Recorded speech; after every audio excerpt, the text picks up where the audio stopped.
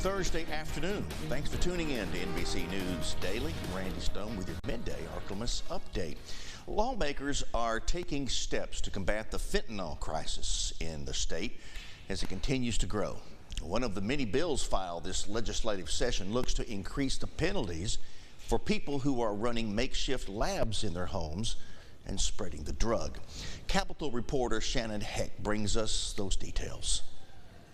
The bill by Senator Sharon Hewitt, who is also running for governor, has been widely supported as a way to crack down on the state's growing fentanyl issue. The bill increases the punishment for the first, second, and third offenses of running a clandestine laboratory. Those labs could include basic things like blenders, pill presses, and other tools to cut fentanyl and be sold under a different name. It takes very little equipment, and they're taking fentanyl and cutting it, so that it only takes a little bit of fentanyl in any of these prescription drugs to be deadly. The penalties will have much larger fines and a minimum of 10 years in prison without parole. These labs are becoming more common, as the East Baton Rouge Parish Sheriff's Office is seeing. Since January of last year, there have been over 340 fentanyl-related deaths in the parish. All of that fentanyl that they were used was recut or reprocessed here in Baton Rouge.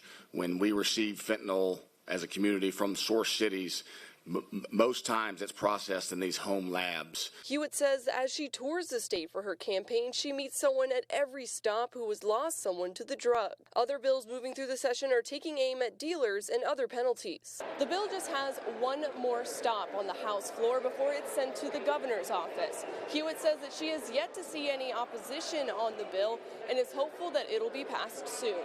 At the Capitol for your local election headquarters, I'm Shannon Hecht. Well, the search continues for a suspect responsible for the death of a South Arkansas man that happened earlier this year. NBC 10's Chelsea Monet has this week's Ark-La-Miss Most Wanted.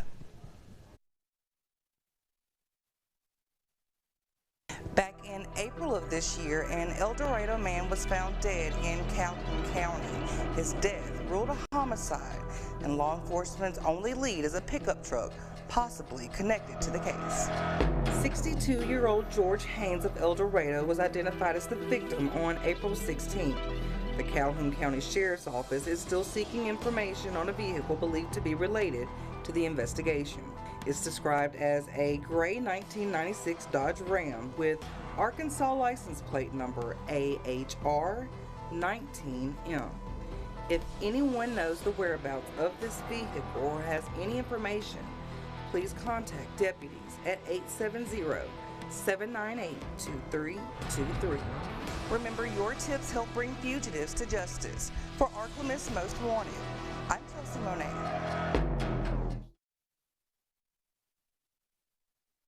And now, Storm Tracker Doppler weather with meteorologist Chase Ward. It was mostly clear this morning, but as we head into this afternoon, we are still expecting a little bit more sunshine. However, we'll see a few lingering clouds, and we still can't rule out the possibility of a few spotty showers in our easternmost zones towards the Mississippi River Valley. Daytime highs will stay this afternoon, mainly in the mid-80s. We are expecting a high of about 85 here in Monroe. Rain chances also staying low as well. Winds will stay mainly out of the north, calm about 5 miles per hour. Now tonight, it will stay mostly clear and quiet with temperatures staying in the mid-60s. We'll see a low of about 67 here in Monroe, winds also staying out of the north. Now for tomorrow, we'll see more sunshine to kick off the day. However, we are expecting strong thunderstorms late Friday night going into Saturday. We could see the possibility of damaging winds and hail, and an isolated spin up cannot be ruled out at this point. We'll see a high of 90 degrees. Winds will be shifting out of the southwest. We'll be keeping you informed as we look at that severe threat as we head into the weekend.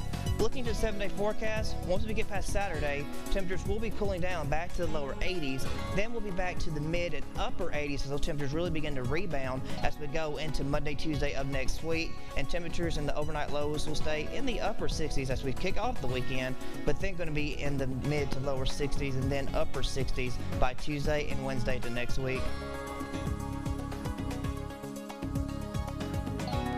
And yet another possible rainy weekend. Today's a good day. Get those bags for the veterans at Max and also the Dream Home tickets. Let's make the last ones count. That's it for our update. NBC News Daily continues now.